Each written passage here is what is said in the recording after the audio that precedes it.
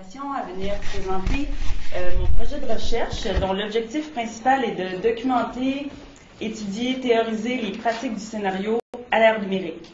Donc, comme l'indique le titre de la conférence, nous verrons comment les nouveaux écrans bouleversent la discipline de la scénarisation. Alors, je vais me concentrer aujourd'hui à une réflexion autour de production interactive, web documentaire, web série, installation et projets immersifs, donc qui impliquent de nouvelles formes d'écriture qui sont pensées par et pour les environnements numériques. Donc, mes questions de recherche pour aujourd'hui seront les suivantes. Donc, dans quelle mesure les composantes des médiums numériques participent-elles au développement de pratiques scénaristiques distinctes du cinéma et de la télévision? Et comment les nouvelles écritures audiovisuelles interactives modifient-elles l'expérience de lecture? Alors, je proposerai au fil de ma présentation l'idée selon laquelle ces pratiques émergentes révèlent à la fois les pratiques de la scénarisation et l'imaginaire des théories du scénario. Il s'agira ici de penser, par exemple, les relations que les nouvelles écritures entretiennent avec des notions comme le personnage, l'intrigue et la structure dramatique. Donc, nous le verrons. Aborder le scénario à l'ère numérique n'est pas chose simple pour plusieurs raisons d'ordre théorique, épistémologique et méthodologique. J'emploie le terme scénario pour désigner toute forme de récit qui se concrétise dans des configurations médiatiques impliquant de l'image en mouvement et la plupart du temps du son. On pourra même parler de nouveaux scénarios pour désigner tous les contenus narratifs dont le visionnement se fait sur les nouveaux écrans, ordinateurs, tablettes, téléphones intelligents, écrans ou dispositifs de lecture qu'on retrouve de plus en plus dans les arts visuels, par exemple les installations et la réalité virtuelle. Donc, ces nouveaux écrans qui renouvellent certaines modalités de création et conséquemment, on le verra, d'autres aspects liés à la réalisation, la diffusion et la réception. Donc, voici donc quelques exemples de nouveaux procédés narratifs, stylistiques et médiatiques qui invitent à étudier, comme le fait Marie-Laure Ryan, les propriétés intrinsèques des supports médiatiques qui conditionnent la forme de narration et affectent l'expérience narrative. Donc, cette citation est tirée de son ouvrage Narrative Across Media, qui est vraiment là une référence là, en culture numérique. Alors, passons au premier segment. Donc, cette partie de ma présentation sur le web documentaire se concentrera sur 5 notions. L'interactivité, la narration non linéaire, la participation du spectateur, la nature sémiotique de l'interface et, bien sûr, le scénario. Donc, le web documentaire peut être vu comme un objet performatif qui place le spectateur dans une position active en lui offrant la possibilité d'agir sur la narration et sur la lecture par un principe d'interactivité. Donc, prenons comme exemple le web documentaire français Dans les murs de la Casbah, réalisé par Céline Dréan, qui propose la visite d'un quartier d'Alger par divers points de vue. Alors, je vais quitter mon PowerPoint pour tenter d'aller sur Internet. Voilà. Donc, on entre dans cet univers-là donc par une action en cliquant sur un signe graphique qui appelle l'interaction. D'ailleurs, cette pratique de cliquer sur un signe qui nous invite à entrer est vraiment commun dans pratiquement tous les web documentaires. Donc ici, je vais aller comme ça, on nous propose même d'entrer nos données Facebook. Okay. Donc, vous pourrez remarquer, en fait, le son est très important. Déjà, on voit comment il y a plusieurs médias qui sont mis en scène dans le montage. On a des photos, on a de la vidéo. Donc, c'est vraiment cette idée-là, comment raconter, représenter une certaine réalité, mais dans un format qui ne ressemble pas au cinéma conventionnel. OK, donc allons-y pour la version française. Donc ici, par exemple, on nous propose d'inscrire nos données Facebook afin d'enregistrer notre parcours de lecture dans l'éventualité où nous souhaiterions l'interrompre pour y revenir plus tard. Donc encore là, on voit une pratique vraiment différente de ce qui se fait au cinéma. Donc, allons-y. OK.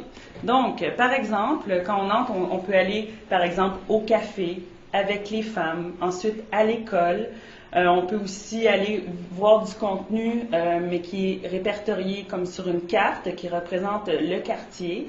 Ensuite, on peut aussi aller écouter donc des entrevues avec des experts sur le sujet et ensuite revenir et se promener comme ça dans un parcours finalement qui nous est proposé.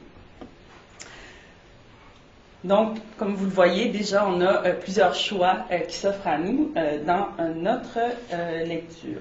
Donc, ici, le spectateur n'est plus qu'un simple lecteur et s'engage dans les contenus numériques, un peu comme dans un jeu vidéo, où il participe à la narration par sa dimension manipulable. Comme l'écrivent Bertrand Gervais et Samuel Archibald, le spectateur peut non seulement comprendre l'action représentée, mais aussi participer à son développement. Cela suppose que les spectateurs n'appréhenderont pas tous le contenu de la même façon, dans le même ordre, le scénario étant présenté de façon parcellaire. Chacun des blocs est à la fois autonome et complémentaire aux autres pour former un tout, ce tout que le documentaire conventionnel propose dans un récit linéaire, de la première à la dernière minute du film. D'ailleurs, le spectateur qui explore tous les embranchements proposés ne peut avoir une idée précise de la durée de l'œuvre avant de se lancer, puisqu'une lecture, disons, totale implique ici de regarder des entrevues avec des spécialistes, de visionner des portraits de citoyens. Dans d'autres web documentaires, on peut lire des textes qui peuvent être téléchargés dans des documents PDF. On peut regarder aussi des albums photos, donc il y a plusieurs possibilités. Comme il s'agit d'une lecture par navigation, on pourrait avancer l'idée selon laquelle le web documentaire propose une expérience de l'espace plutôt qu'une expérience du temps, comme le fait par exemple le cinéma. Alors, comme si le prétend la réalisatrice Céline Dréan, pour le web documentaire, la narration n'est plus prise en charge par le récit linéaire, mais surtout par le design numérique, le travail du web scénariste doit s'accorder avec l'élaboration d'une arborescence, qui est une nouvelle étape de création que l'on ne retrouve pas au cinéma et à la télévision. Il y a donc une architecture dynamique qui doit être pensée dès le départ pour permettre la distribution du contenu dans les divers espaces et niveaux de la plateforme pour en faire rendre possible une certaine interactivité technique qui deviendra narrative. Par ailleurs, le web documentaire propose aux spectateurs de devenir un interacteur et, selon Serge Bouchardon et Frank Guittara, le lecteur peut agir sur le dispositif du récit à 3 niveaux: lectoriel, narratif et diégétique. Le dispositif lectoriel, donc où le spectateur peut contrôler la lecture, donc tous les web documentaires permettent ça. Le dispositif narratif, donc qui permet d'intervenir sur le récit, par exemple sur l'ordre des événements, et le dispositif diégétique, où l'on peut agir sur l'histoire et les personnages.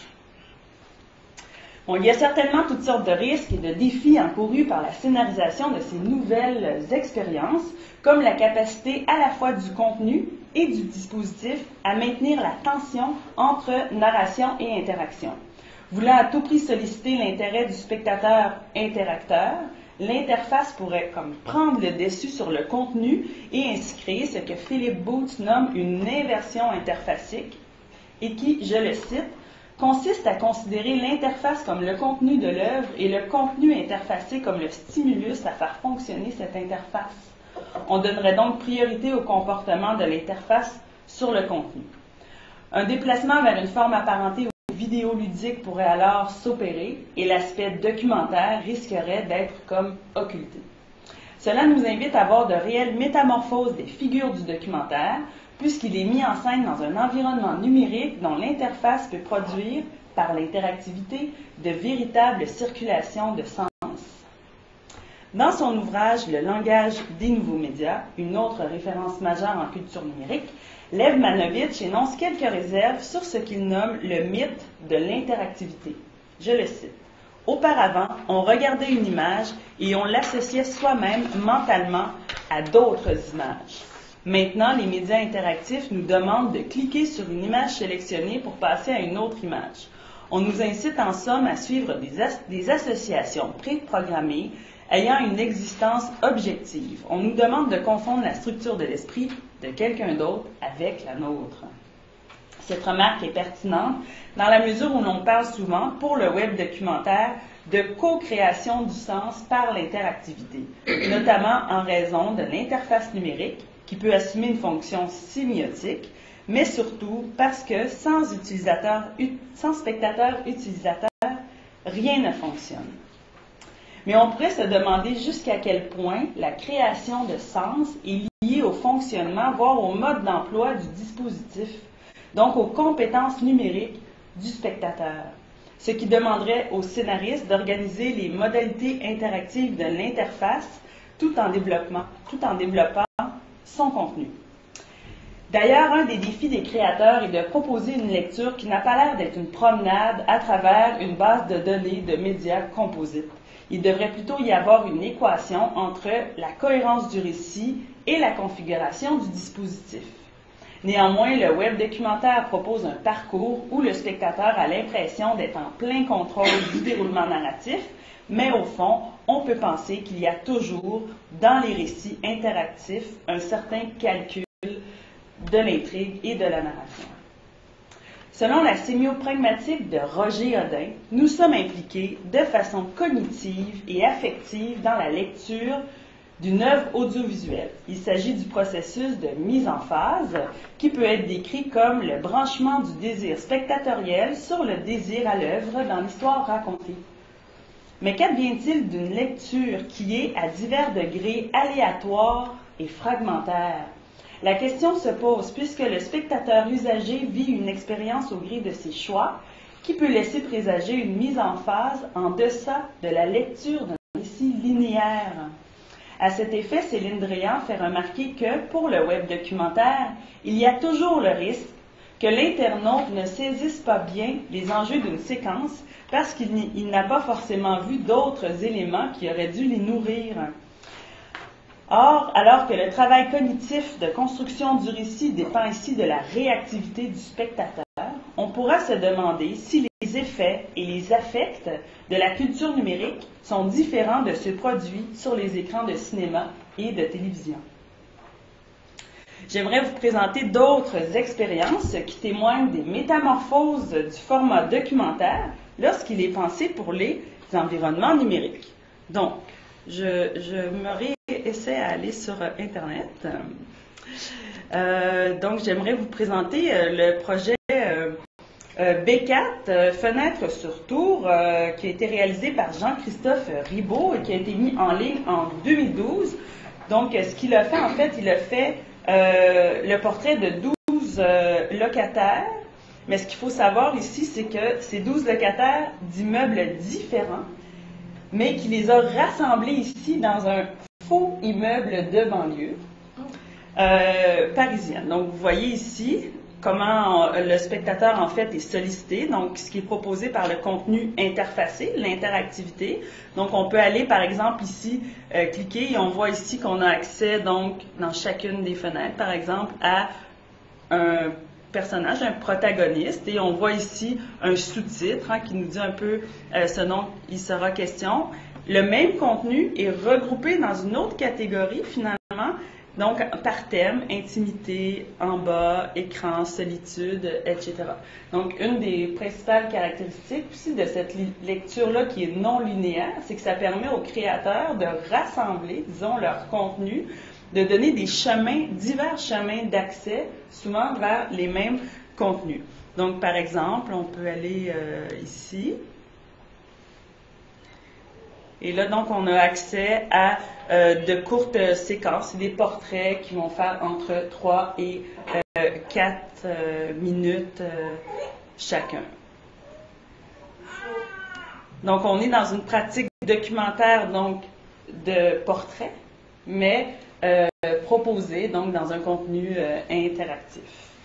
Ce choix-là, en fait, de comme recréer finalement une communauté, mais qui n'habite pas réellement ensemble, donc ça permet quand même de questionner l'authenticité de la représentation du réel dans du contenu interactif. Mais c'est une proposition qui est intéressante parce que les portraits sont vraiment variés. Puis ces gens-là, en fait, qui nous sont présentés, ils ont quelque chose en commun, en fait, d'être des locataires en banlieue parisienne. Donc, ça s'appelle B4 Fenêtre sur Tours.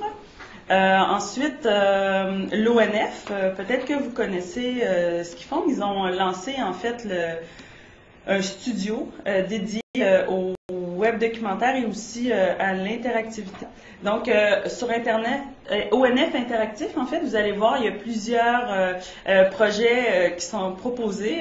Moi, j'aimerais vous parler de celui-ci qui s'appelle le Track Interdite, qui est vraiment intéressant, qui a été mis en ligne en 2015. C'est assez récent. C'est une coproduction, notamment ONF et Arte. Donc, Track Interdite, en fait, comment il est présenté. Donc, leur objectif, c'est de sensibiliser les spectateurs sur l'exploitation de leur identité numérique. Donc, on nous propose vraiment une expérience documentaire, mais il faut, en fait, il nous demande notre consentement à utiliser nos données personnelles. Et vous allez voir, c'est tout à fait fascinant parce que ici et là, dans le documentaire, on nous dit, comme par exemple, moi quand je l'ai fait, tout à coup, ça apparaît, à Chicoutimi, il fait actuellement 0 degré. Vous utilisez un ordinateur Mac. Vous êtes là. Et ensuite, on nous demande des questions. Alors, oui, c'est affolant. Oui, c'est un peu... oui, je vais vous montrer ces d'autres choses affolantes. Donc, ce qui est vraiment... Après, on nous dit, vous vous informez sur quel média le matin? Bon, la presse, le devoir, et ensuite de ça. En fait, c'est que ça fait vraiment une démonstration de l'utilisation des données personnelles. Donc, on est vraiment là très, très impliqué dans la narration du web documentaire.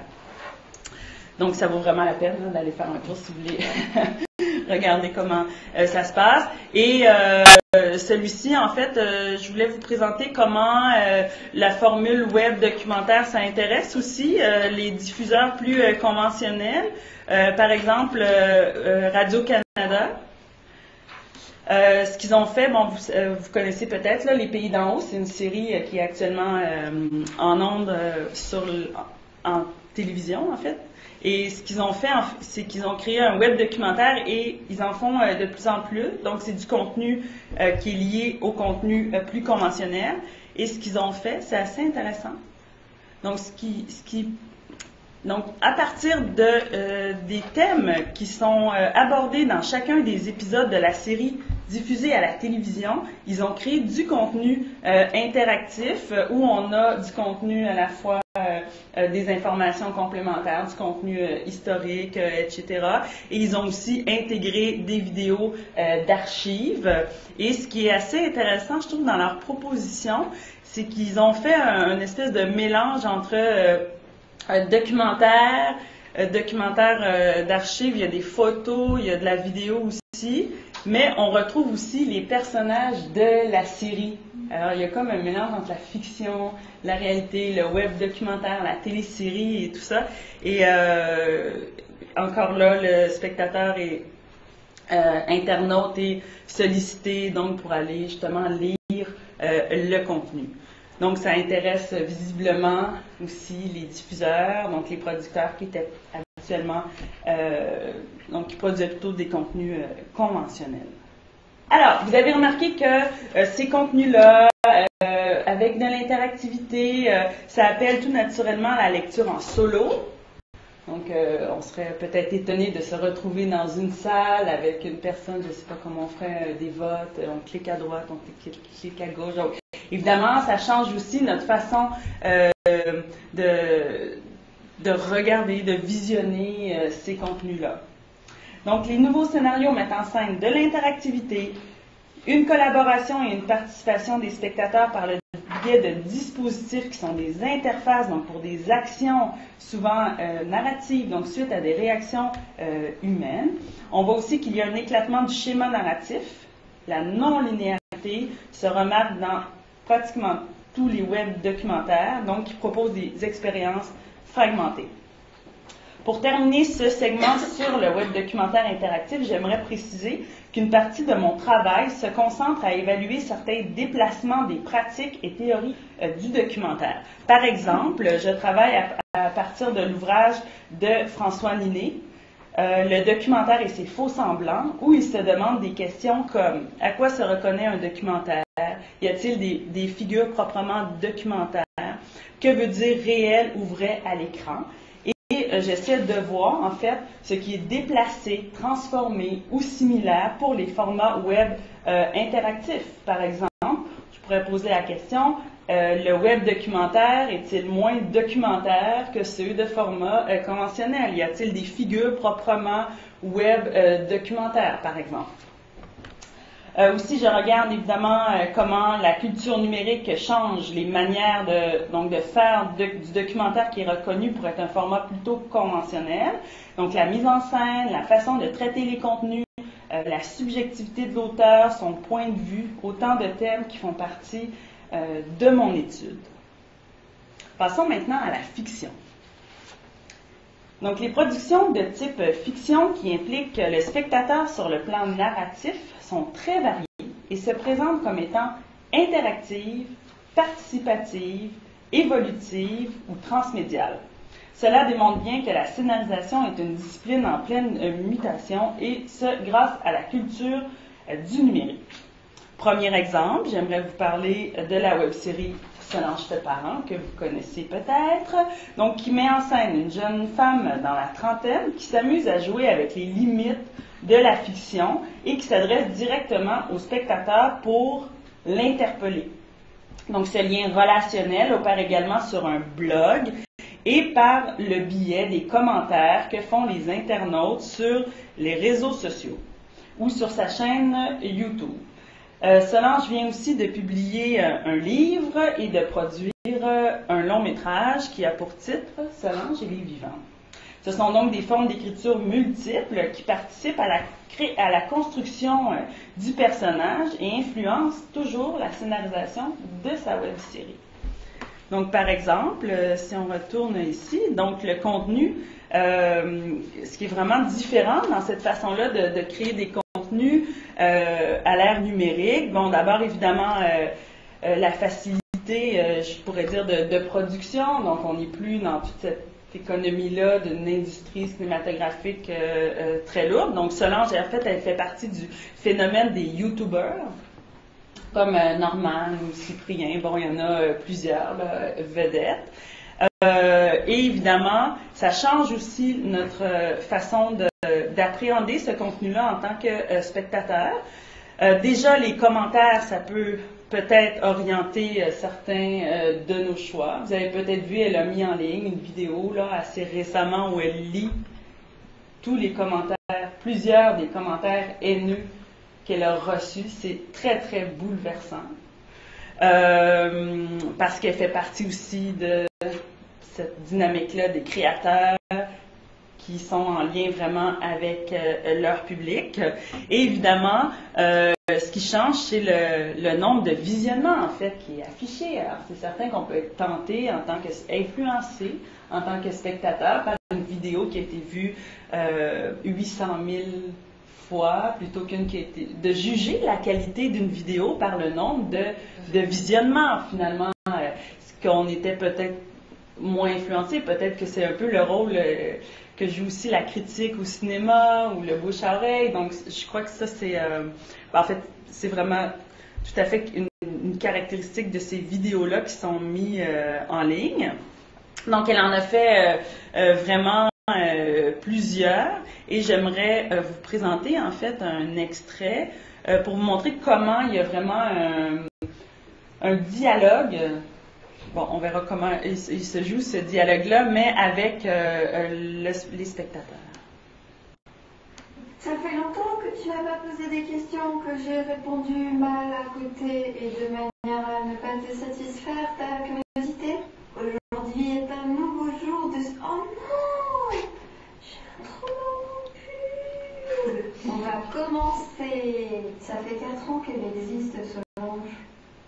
C'est très émouvant. Quels sont le livre et le film qui t'a marqué quand tu avais 15-16 ans? Adolphe, de Benjamin Constant, et Dancer in the Dark, de Lars von Trier.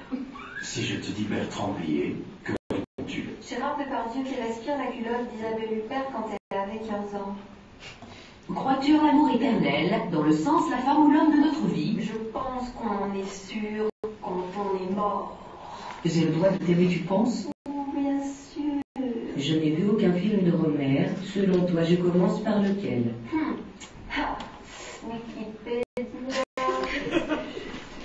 Si tu veux être découragé par le côté vieillot d'un certain cinéma, alors je te conseille le dernier, Les Amours d'Astrée de Céladon, qui est très champêtre, en costume, érotique, badin. Tu dois t'attendre à une dose de kitsch que tu peux décider de prendre au premier degré au deuxième degré, ou alors, si tu as envie d'un côté plus parisien, mais quand même un peu daté, avec Fabrice Lucchini, Les Nuits de la pleine lune. Mais attention, années 80 pour voilà. Comment considères-tu ton oreiller? J'avais vu une naturopathe qui m'avait demandé « Bavez-vous la nuit sur l'oreiller ?»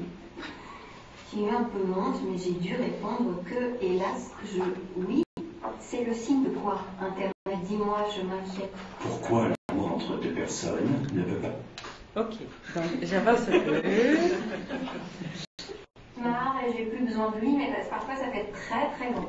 Alors il faut que quelqu'un m'accompagne et me pilote depuis dehors de mon cerveau. Parce que dans mon cerveau, c'est juste, j'arrive pas, c'est dur, j'ai peur, j'en peux plus, je suis pas motivée, j'arrive pas. Moi j'aime toujours savoir comment tu as découvert Solange.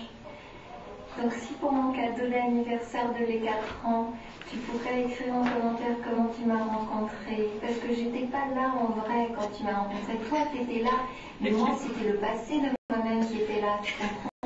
Tu me racontes comment tu as rencontré, s'il te plaît, ce sera mon cadeau. Ah, j'ai une question pour les Québécois, moi. Du coup, vous êtes venus là, et parce que je parlais de vous et de votre langue. Mais si je continue de parler le français que je parle, qui n'est plus le québécois, est-ce que ça vous intéresse encore de me regarder et de m'écouter dans le futur? Ça sent trop bon, je suis pas ça, je vais aller manger chez eux. Donc, vous avez vu comment, en fait, elle nous interpelle. Il y a une espèce de dialogue qui est suscité avec les internautes, un dialogue qui se concrétisera dans les commentaires qu'elle recevra sur Facebook ou sur sa chaîne YouTube aussi, où on peut écrire des commentaires. Donc, il y a vraiment une adresse aux spectateurs ici très particulière. Bien sûr, on a des films de fiction, longs métrages qui ont utilisé ça, là, cette idée-là d'aller briser le 4e mur, donc de s'adresser aux spectateurs, mais ici c'est vraiment une pratique là, très courante en fait de ce qui se fait sur le web. Et vous avez vu aussi comment le spectateur finalement est assez sollicité. On va nous proposer des contenus toujours reliés, tout ça. Et donc c'est cette idée-là aussi il y a une certaine non-linéarité aussi dans ces contenus-là, parce qu'on peut les visionner par date de publication, par exemple, mais le contenu est aussi référencé par thème, par exemple, et donc cette lecture-là, finalement, elle devient aussi, en quelque sorte, aléatoire. Vous avez vu aussi ce qui était assez remarquable dans ce qu'elle fait, qui est assez intéressant, c'est qu'elle va donc remédiatiser dans sa web-série des commentaires que des internautes ont mis sur Internet. Donc, il y a comme toute une circulation, en fait, d'informations qui vont toujours être prises dans sa web-série. Voilà, donc on est vraiment là hors des réseaux de diffusion conventionnels et il y a cette idée-là aussi de toujours se renouveler. J'ai l'impression, certains vont le comparer par exemple à la sitcom qui est le format télé où les intrigues vont être comme bouclées, donc qui a une peu d'évolution du personnage principal, par exemple, c'est Seinfeld, des choses comme ça. Mais ici, il y a quand même cette idée-là d'essayer de se renouveler parce qu'elle est pas toujours seule, mais elle est pratiquement toujours seule. Alors, ça tient à ses idées, ça tient à son discours, sa façon de voir le monde. Donc, c'est quand même un sacré défi parce qu'il n'y a pas beaucoup d'action non plus, ce qui est assez fascinant aussi. Moi qui ai beaucoup étudié le dialogue au cinéma, les interactions verbales, donc comment est-ce qu'on se parle au cinéma. Ici, c'est assez intéressant parce qu'on revient à un format vraiment axé sur la parole, alors que le cinéma, surtout depuis quelques années, bon, particulièrement le cinéma québécois, délaisse un peu la parole. Et il y a aussi une certaine crise de la parole, crise de l'action, bon, on ne se lancera pas dans ce débat-là. Mais ici, ce que ça implique aussi, c'est qu'on va beaucoup miser sur la parole, assez peu sur l'action. Solange, j'ai fait assez peu d'action finalement. Donc, c'est vraiment une façon de se réinventer là, qui est tout à fait intéressante. Puis d'avoir seulement aussi un personnage. Je pense pas qu'on tiendrait la route longtemps. Même la télévision, je pense, serait assez frileuse de mettre en onde une série avec un seul personnage qui parle aux téléspectateurs. Mais évidemment, les formats aussi courts permettent ça. Donc, j'enchaîne avec d'autres exemples. Donc, la web-série Émilie, qui est une web-série québécoise, qui est une coproduction, mais qui a été produite principalement par Radio-Canada et Attraction Images. Donc, cette série-là, elle est décrite comme une expérience interactive, une web-série transmédia et une expérience augmentée technologiquement. Donc, la création transmédia, ça permet, dans le fond, d'articuler et de développer un univers narratif sur plusieurs supports médiatiques, et ou par une convergence des usages qui sont faits par le spectateur de plusieurs dispositifs numériques. Donc, ici, par exemple, le scénario est vraiment pensé pour intégrer des moments de communication entre les personnages et le spectateur. D'ailleurs, à la lecture de cette web-série-là, si on n'interagit pas avec le contenu interfacé qui nous est proposé, la lecture s'arrête complètement. Donc, les développements technologiques permettent l'avancement des stratégies narratives, comme ici, par exemple, où on est invité à inscrire nos coordonnées téléphoniques, donc dans l'écran ici, et on va recevoir, par exemple, des messages, les messages textes que les personnages s'écrivent dans la série, on va les recevoir. On peut aussi appeler sur une boîte vocale, qui est une boîte vocale préenregistrée du personnage d'Émilie. Donc, vraiment, là, une interaction, une implication là, dans le scénario. Donc, ça nous donne vraiment l'illusion d'être impliqué dans le dispositif diégétique. Bon, évidemment, là, ça pose toutes sortes de questions. Comment un personnage de fiction pourrait-il nous appeler sur notre téléphone mobile? Donc, on est encore dans un délire, là, comme vraiment intéressant sur notre lien aussi aux nouvelles technologies. Puis, il y a là une forme de jeu, bien sûr, auquel il faut adhérer. C'est comme un système de croyances qui nous est proposé et sans lequel la mise en phase ne peut opérer. Un troisième exemple, donc la web-série française Itchae Taro, qui sollicite la collaboration des spectateurs pour l'écriture du scénario, donc par le biais d'une page Facebook. Donc la web-série était écrite au fur et à mesure de la production et de la diffusion, donc tout ça c'était fait dans l'intérieur de la même semaine, c'était très dynamique. Et les gens donc proposaient des idées pour le scénario. Il y avait une équipe de scénaristes qui retenait des propositions, tout ça. Donc, ça a vraiment créé comme une espèce de communauté de scénaristes.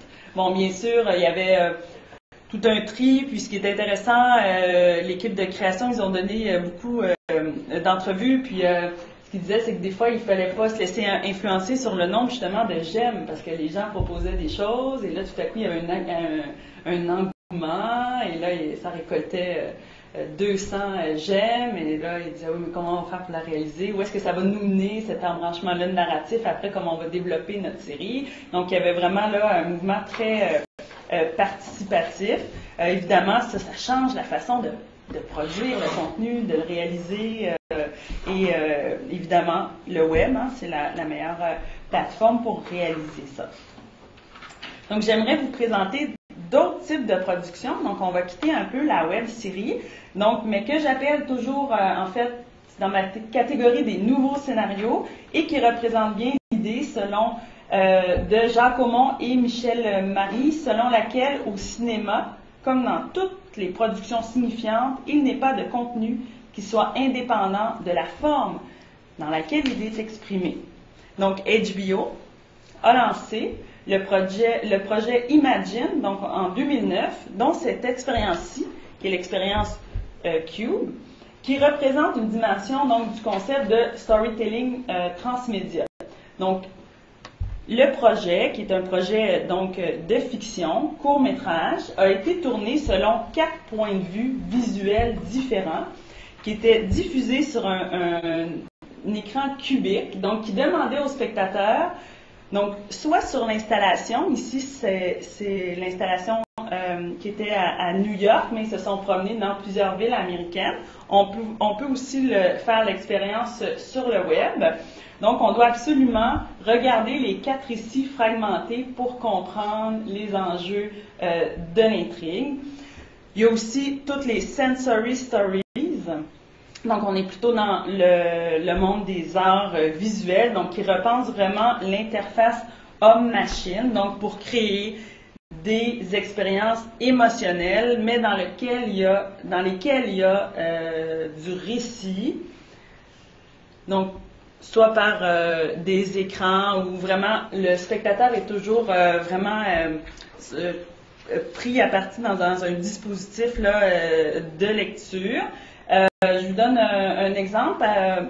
C'est une installation en fait qui s'appelle Run Motherfucker Run de l'artiste néerlandais Marnix de Nige, donc qui demande toujours en fait aux spectateurs de marcher et même de courir sur un tapis roulant pour faire progresser le récit. Donc là, on est vraiment dans une interaction homme-machine vraiment très très forte, liée à un déroulement narratif. Hein, c'est toujours ça qui nous intéresse.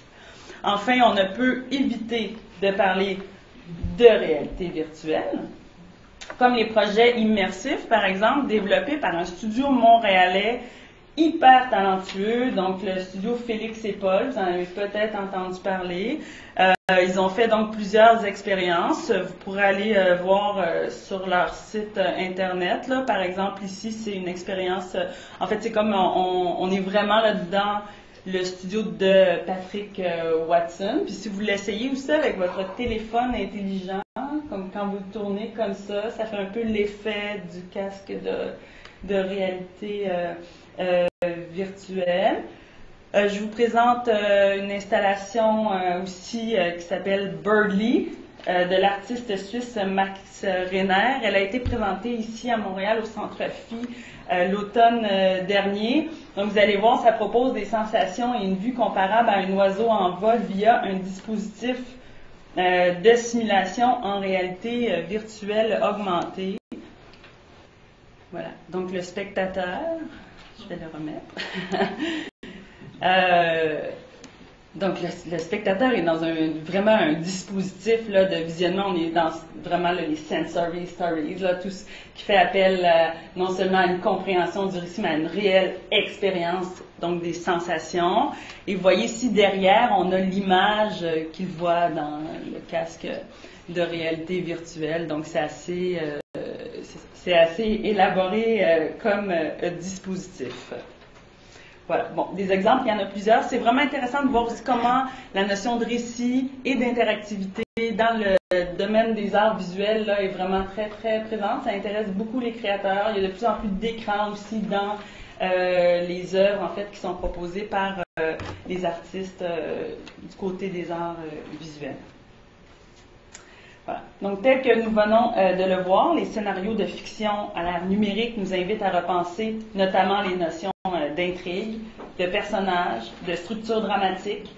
Le domaine de la scénarisation s'est surtout développé en cinéma et en télévision, et par exemple, la structure en 3 actes, qui est comme le modèle de base de la scénarisation, ça tient plus vraiment la route là, quand on regarde ce que fait Solange ou quand on regarde ce que font d'autres aussi créateurs du web. Donc, c'est cette idée-là, en fait, d'aller comme repenser notre imaginaire des théories de la scénarisation avec toutes ces pratiques-là du scénario. Donc, je m'intéresse évidemment aux enjeux qui sont liés à la création de sens aussi, à la forme du contenu, à l'interface, bien entendu au rôle du spectateur. Et l'ensemble de ces productions numériques témoignent d'une évolution des formes de projection du monde qui nous invite à repenser les pratiques de création et de réception. Donc, mon intention aujourd'hui était de vous présenter quelques productions audiovisuelles émergentes, où parfois ce sont les avancées médiatiques qui permettent les avancées scénaristiques, et d'autres fois, c'est le contraire. Dans tous les cas, on voit une volonté des créateurs de réinventer la relation homme-machine dans des univers narratifs. Alors, j'espère avoir démontré bien brièvement que ces formes nouvelles audiovisuelles renouvellent à la fois le domaine de la scénarisation et conséquemment les théories du scénario. Et bien sûr, on peut prévoir qu'il y aura plusieurs nouveaux scénarios là, dans un futur bien proche. Merci.